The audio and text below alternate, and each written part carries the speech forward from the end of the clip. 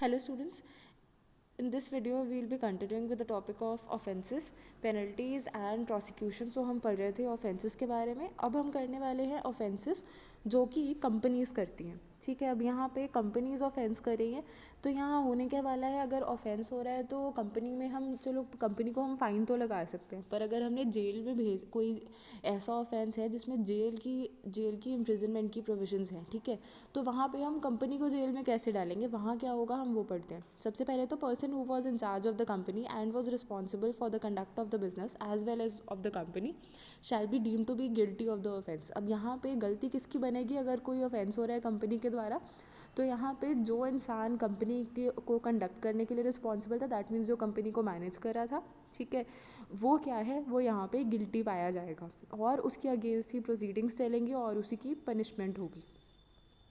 ठीक है, इसके अलावा अगला पॉइंट पढ़ते हैं, वेयर कंसेंट और कॉन्वेंस ऑफ द ऑफेंस और negligence on part of director, manager, secretary or other officer of the company is established and they will also be prosecuted. अब जहाँ पे हमारा जो कंपनी का डायरेक्टर है, मैनेजर है, सेक्रेटरी या फिर कोई ऑफिसर है जो कि कंपनी को चला रहे थे, ठीक है, उनकी ऑफेंस को करने में कंसेंट थी या फिर उनकी किसी भी तरीके से ऑफेंस में इन्वॉल्वमेंट थी, तो यहाँ पे उनकी भी प्रोसिक्यूशन होगी, उनको भी पेनल्टी या फिर फाइन्स लग सकते हैं, जेल हो सकती है. इसके अलावा अगर यहाँ पे पार्टनरशिप या फिर पार्टनरशिप फर्म या फिर HUF या फिर LLP की बात करें तो यहाँ पे क्या है वो देखते हैं. In case of a partnership firm और अ LLP और HUF और अ ट्रस्ट, द पार्टनर और द कर्ता और managing trustee are liable to prosecution.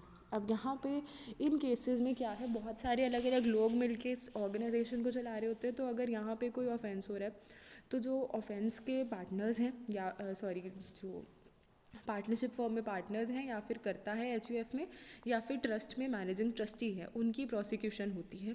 ठीक है, इसके अलावा अगर यहाँ पे हमारा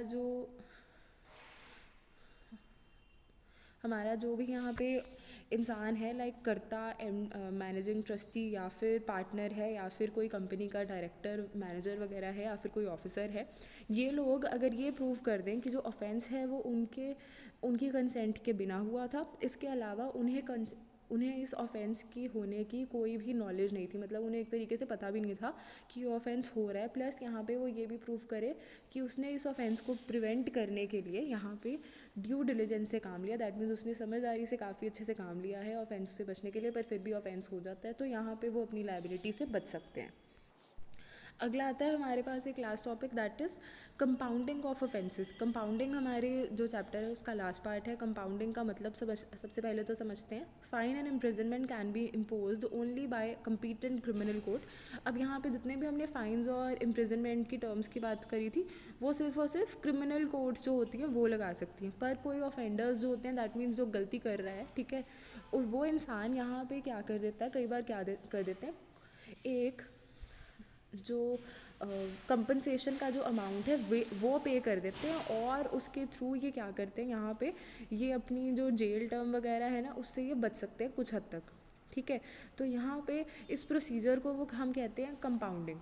ठीक है, अब यहाँ कंपाउंडिंग का मतलब क्या है, यहाँ पे जो हमारा ऑफेंडर है वो सीधे सीधे क्या कर रहा है, कुछ कॉम्पोजिशन मनी पे कर रहा है, ठीक है, किसे, क्वासी जुडिशियल अथॉरिटीज़ को बिना कोर्ट गए हुए. ठीक है, तो यहाँ पे इसको हम प्रोसेस को कह देते हैं कंपाउंडिंग ऑफ ऑफेंसेस. ठीक है, कंपाउंडिंग बेसिकली क्या है, जो टैक्स एडमिनिस्ट्रेटर है, ठीक है, प्लस जिस इंसान ने ऑफेंस किया हुआ है उनके बीच में एक कॉम्प्रोमाइज़ है.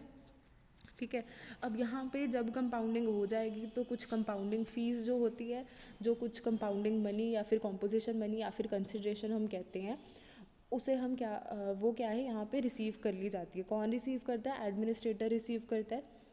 ठीक है, इसके अलावा यहाँ पे किया इसलिए इस चीज़ को फॉलो इसलिए किया जाता है क्योंकि यहाँ पे हम लिटिगेशन से बच सकते हैं. ठीक है, बिना बैठ के कोर्ट कचहरियों के चक्कर से हम बच सकते हैं.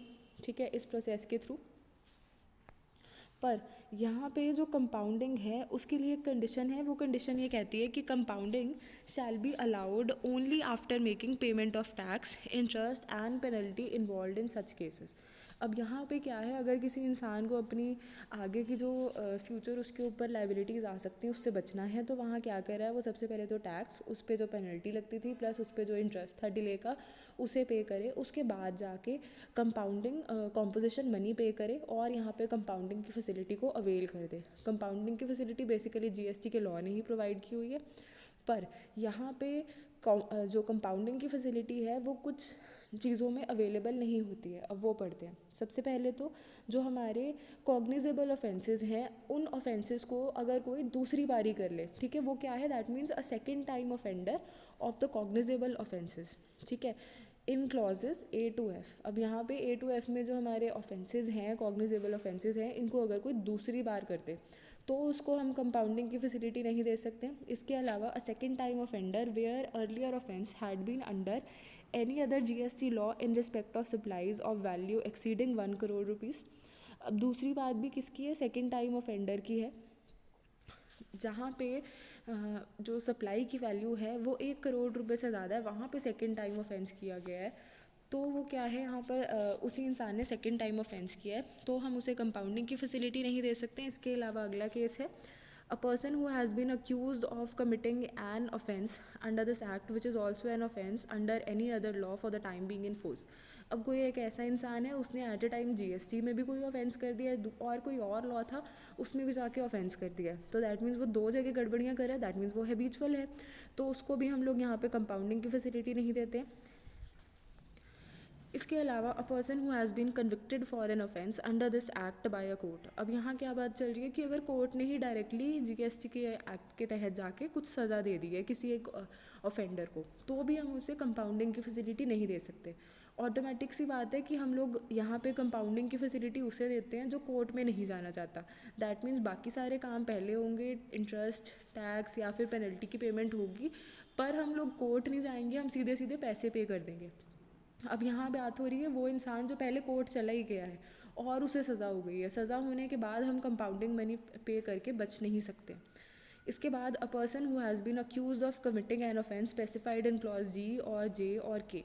अब क्लॉज जी, जे और के जो आज ही हमने पढ़े थे ए से लेके एल तक के, ठीक है, उनमें से इन तीन ऑफेंसेस में अगर कोई अक्यूज पाया जाता है दैट मीन्स वो कन्विक्ट हो जाता है, ठीक है, तो वो क्या है, उसमें पकड़ा जाए बेसिकली, तो उसे हम लोग यहाँ पे कंपाउंडिंग की फैसिलिटी नहीं दे सकते। इसके अलावा कोई और क्लास ऑफ पर्सन्स या फिर ऑफेंसेस हैं उनकी हम लोग प्रिस्क्रिप्शन अगर हमारे पास ऐसी अवेलेबल है, दैट मीन्स कोई गवर्नमेंट नोटिफाई कर दे कि ये वाले क्लासेस ऑफ पर्सन्स या फिर जो ऑफेंसेस हैं इनको कंपाउंडिंग की फैसिलिटी नहीं है, तो उनसे भी ये फैसिलिटीज़ विड्रॉ करवाई जा सकती हैं।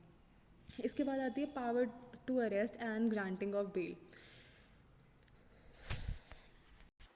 हाँ जी, अब यहाँ पे हमारा जो कमिश्नर है उसके पास बेसिकली पावर होती है यहाँ पर किसी भी इंसान को अरेस्ट करने की। अब वो क्या कर सकता है, अपना किसी ऑफिसर को ऑर्डर देकर उसे ऑथराइज़ कर सकता है कि वो किसी एक स्पेसिफिक पर्सन को जाके अरेस्ट करे, ठीक है। इसके अलावा यहाँ पे हमारे पास ये कुछ अमाउंट्स हैं और क्वांटम ऑफ पनिशमेंट गिवन है।